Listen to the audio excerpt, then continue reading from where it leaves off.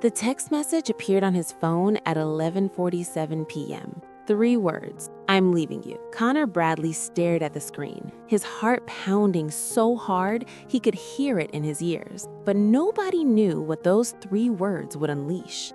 Nobody could predict the storm that was coming. I'm Dr. Emily Carter, and today I want to tell you about something most people never see: the collapse of a narcissist who's been abandoned. It's not what you think. It's darker, more desperate, and far more human than anyone expects. Connor was a successful investment banker in downtown Chicago, 42 years old, corner office on the 40th floor, designer suits, a smile that could light up a room. Everyone who met him thought the same thing: confident, charismatic, the kind of guy who had it all figured out. But that text message from his wife, Vanessa, shattered everything. He sat on the edge of his bed, reading those 3 words over and over. His hands started shaking, not from sadness, not from love, from something else entirely, something he couldn't name, a feeling so intense it felt like his chest was caving in. Connor called her 16 times. Each call went straight to voicemail. He texted, "Where are you? We can talk about this. Don't do this to me." Then the text got different. "After everything I've done for you, you're making the biggest mistake of your life." By 2 a.m., his messages had changed again. "You'll regret this. Nobody will ever love you like I did." But here's what nobody saw. Connor wasn't heartbroken. He was enraged, terrified, humiliated. Because in his mind, Vanessa hadn't just left him, she'd exposed him. She'd revealed to the world that he wasn't perfect, that he could be rejected, that someone could see him clearly and walk away. The next morning, Connor called in sick to work for the first time in 8 years. He paced his apartment, 5 steps to the window, 5 steps back. His reflection in the glass looked unfamiliar. Who was this person? Who was he without Vanessa watching, without her admiration, without her there to reflect back his carefully constructed image? He picked up his phone and called his colleague, Trevor. "Vanessa left me," Connor said. "Can you believe it? After everything I gave her? The house, the cars, the lifestyle?" Trevor tried to offer sympathy. "Man, I'm sorry, that's rough." But Connor barely heard him. "She'll be back. She has to come back. She needs me. She can't survive without me." Trevor paused on the other end of the line. "Maybe you should take some time. Process this." "Process what?" Connor's voice got sharp. "That my wife is acting like a child? That she's throwing away a perfect marriage because she's too immature to appreciate what she has?" If you're watching this and thinking this sounds intense, hit that like button, because what happens next gets even more complicated. By day 3, Connor was spiraling. He'd driven past Vanessa's sister's house 4 times. He knew she was staying there. He could see her car in the driveway. He wanted to knock on the door, to demand answers, to make her see reason. But something stopped him. Some tiny voice in his head that said this looked crazy, that he looked crazy. Instead, he started calling their mutual friends. "Have you talked to Vanessa? What's she saying about me? Is she seeing someone else?" Most of them gave vague answers, uncomfortable, trying to stay neutral. But Connor heard something else in their voices: pity. They pitied him. The thought made his stomach turn. How dare they feel sorry for him? He was the victim here. He was the one who'd been wronged. That night, Connor sat in his living room, surrounded by photos of their life together. Wedding pictures, vacation snapshots, images of what looked like the perfect couple. And for the first time in years, Connor felt something crack inside him. Not sadness, not grief, but a yawning emptiness, a black hole where something should have been. He'd built his entire identity around being wanted, being admired, being the one everyone else looked up to. Vanessa leaving didn't just hurt, it threatened the very foundation of who he thought he was. But what really shocked Connor was what happened next. The rage that had sustained him for days suddenly collapsed into something else, something worse. A crushing sense of shame, so intense he couldn't breathe. Because deep down, in a place he never wanted to look, Connor knew the truth. Vanessa didn't leave because she was immature or ungrateful. She left because she finally saw him for who he really was. Day 7 hit like a freight train. Connor woke up at 6 a.m. and couldn't get out of bed.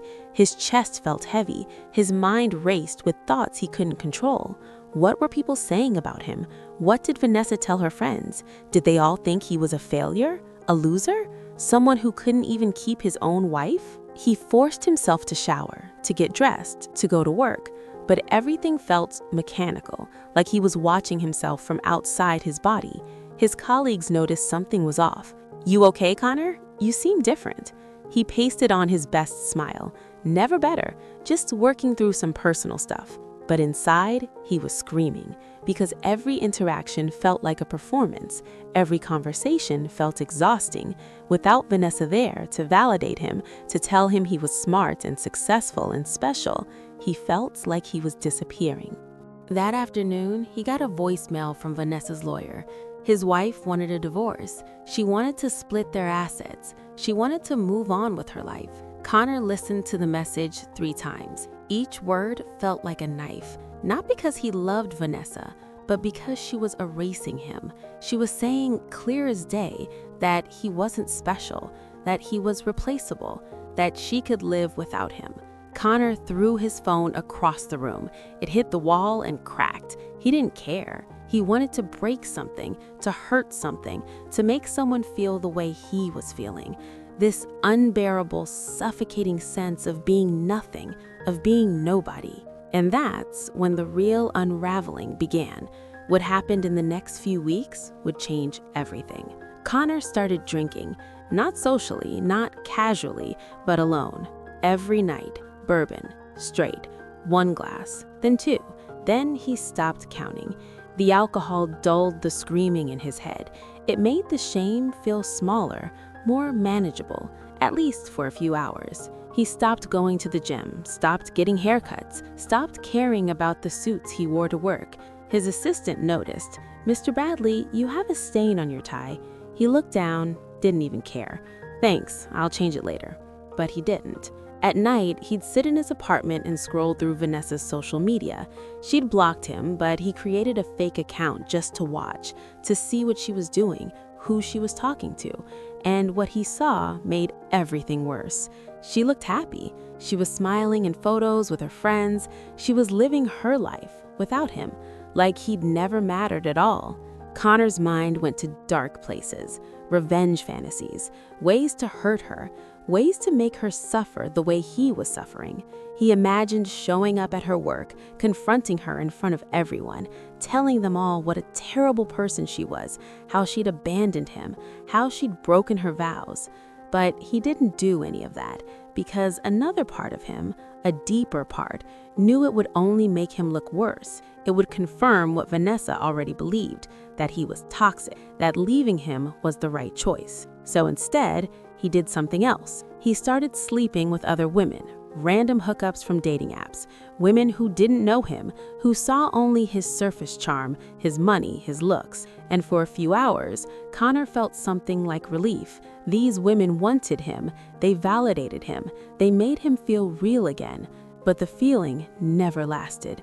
As soon as they left, the emptiness returned, bigger than before, because deep down, Connor knew what he was doing. He was trying to prove to himself that he was still desirable, still special, still worth something. But no amount of validation from strangers could fill the void Vanessa left behind. And here's what's so important to understand. Connor wasn't heartbroken over losing Vanessa. He barely thought about her as a person. He didn't miss her laugh or her company or the life they'd built together. What he missed was the way she made him feel about himself. She was a mirror, and when she left, she took that mirror with her. Now, Connor had to face himself without it, and he had no idea who he was looking at. If you're still with me, make sure to subscribe, because understanding this pattern can help you recognize it in your own life, in people you know, in relationships you might be in right now. By week 4, Connor hit rock bottom. He'd missed 3 days of work. His boss called him in for a meeting. "Connor, what's going on? This isn't like you. You're one of our top performers, but lately you've been slipping." Connor wanted to explain, to tell him about Vanessa, about the divorce, about the crushing weight of shame and rage he carried every single day. But he couldn't, because admitting he was struggling felt like admitting he was weak, and weak was something Connor could never be. "I'm fine," he said, "just dealing with some personal issues. It won't happen again." His boss looked skeptical. "Take some time if you need it, but we need the old Connor back, the one who closes deals and makes things happen. The old Connor." The words echoed in his head all day. Who was the old Connor? The confident one? The successful one? That Connor felt like a stranger now, a character he'd played so well he'd convinced everyone, including himself, that it was real. But now the mask was cracking, and underneath was something Connor couldn't bear to see. That night, something shifted. Connor sat in his apartment, staring at his reflection in the window, the city lights blinking below. And for the first time in weeks, he had a moment of clarity. This wasn't sustainable. This rage, this shame, this desperate need for validation, it was destroying him. He couldn't eat, couldn't sleep, couldn't focus. He was coming apart on the seams. And in that moment, Connor did something he'd never done before. He admitted, just to himself, that he needed help. Not because he wanted to change, not because he thought he'd done anything wrong, but because he was drowning and he didn't know how to swim. The next morning, Connor searched for therapists in Chicago. He scrolled through profiles, looking for someone who specialized in divorce, in life transitions, someone who wouldn't judge him, someone who could fix this feeling, this unbearable sense of being exposed and empty and lost. He found a name, Dr. Emily Carter, a psychologist who worked with high-achieving professionals dealing with relationship issues. He sent an email, then another, then called her office. "I need an appointment as soon as possible. It's urgent." 3 days later, Connor sat in my office for the first time. He looked different than I expected.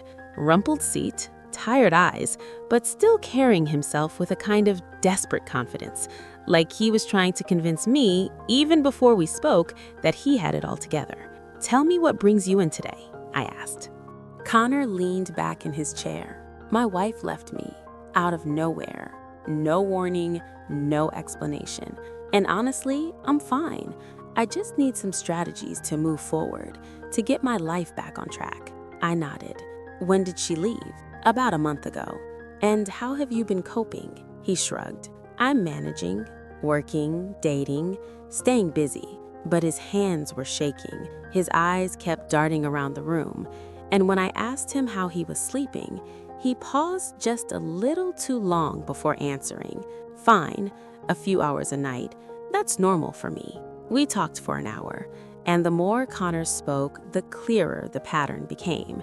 He didn't talk about missing Vanessa. He talked about what people must think, about how unfair it all was, about how hard he'd worked to give her everything. Every sentence circled back to the same theme. How could she do this to him? Near the end of the session, I asked a simple question. "Connor, when you think about Vanessa, what do you actually miss about her?"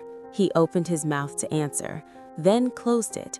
His expression flickered, confusion, then something else, panic, because in that moment, Connor realized something he'd never wanted to face. He couldn't answer the question. He didn't know what he missed about her. He only knew what he missed about himself when she was there. But what Connor didn't know yet was that this realization, as painful as it was, would be the first step toward understanding something much deeper about himself, something that had been broken long before Vanessa ever left.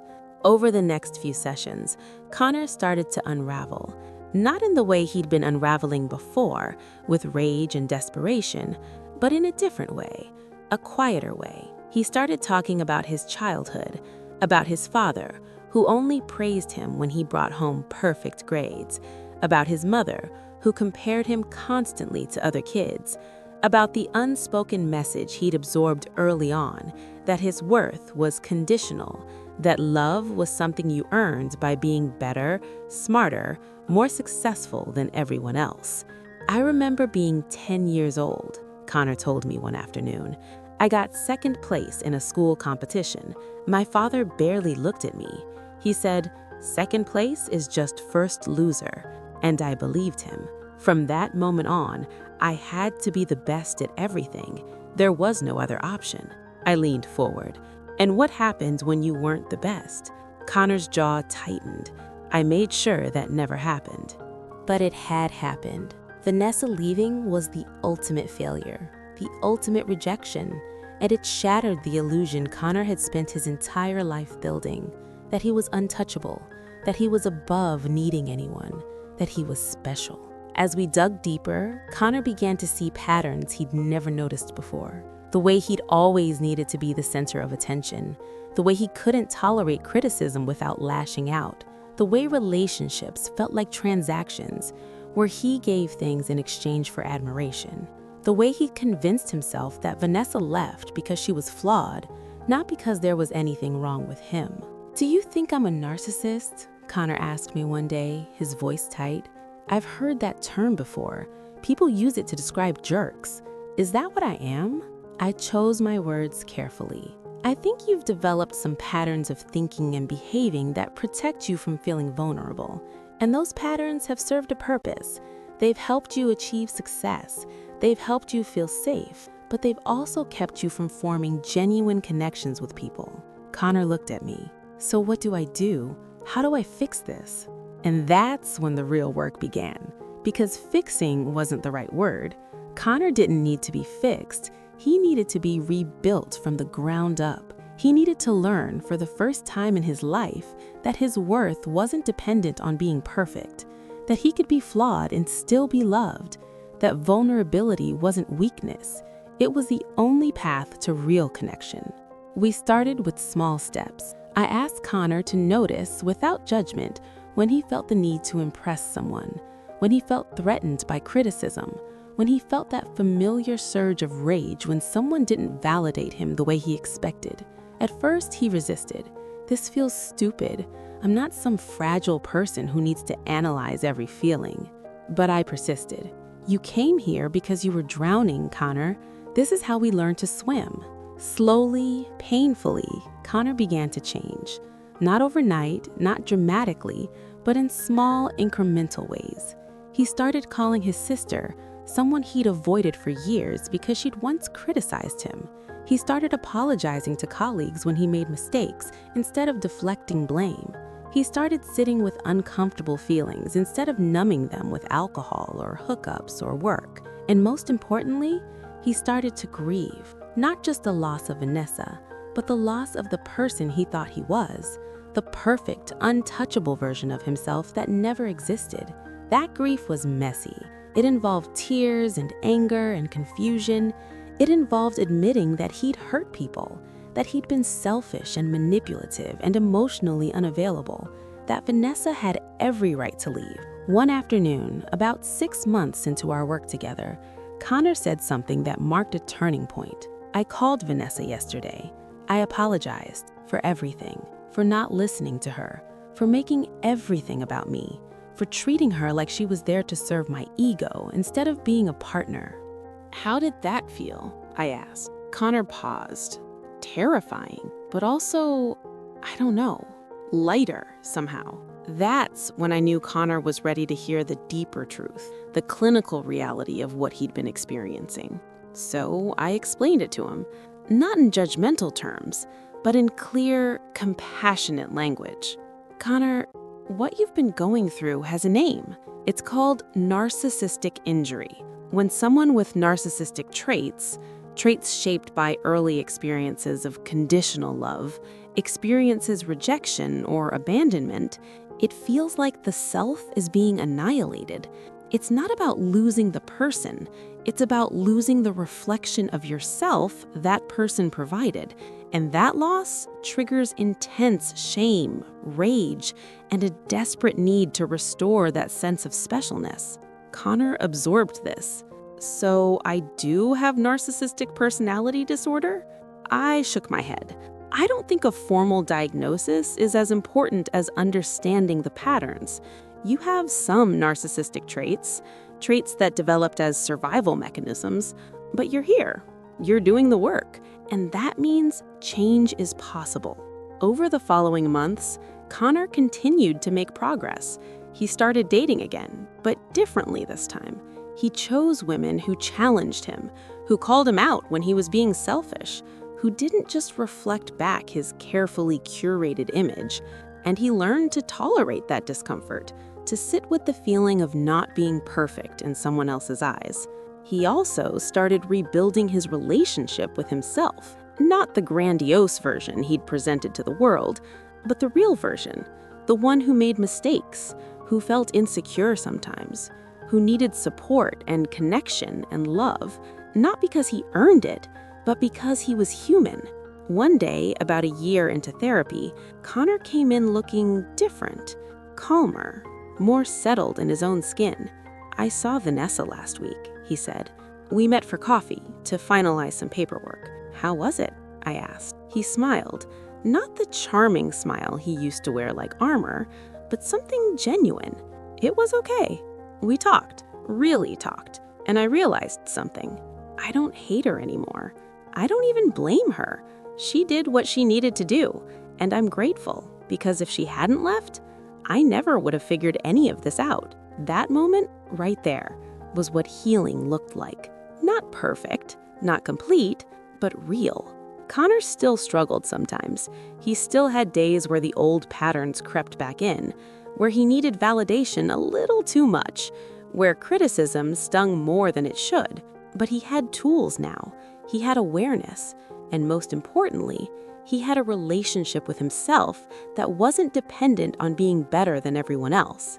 As Connor left my office that day, I thought about how many people never get to this point. How many people with narcissistic traits spend their entire lives running from vulnerability, building walls higher and higher until they're completely isolated. Connor was lucky, not because he was special or chosen, but because the pain of staying the same finally became greater than the pain of changing.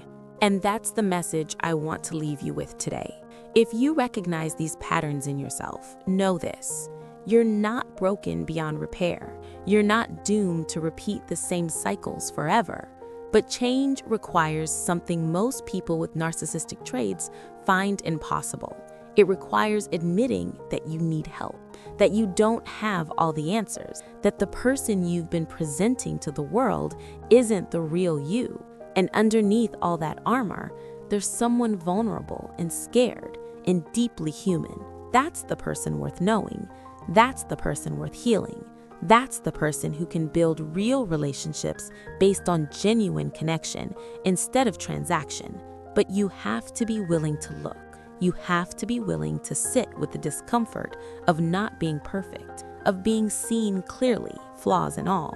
If this story resonated with you, I want to hear from you. What's your biggest fear when it comes to being truly seen by someone? Drop it in the comments below. And remember, asking for help isn't weakness. It's the bravest thing you can do. This is Dr. Emily Carter. Thank you for listening. And remember, healing is always possible, even when it feels impossible, especially then.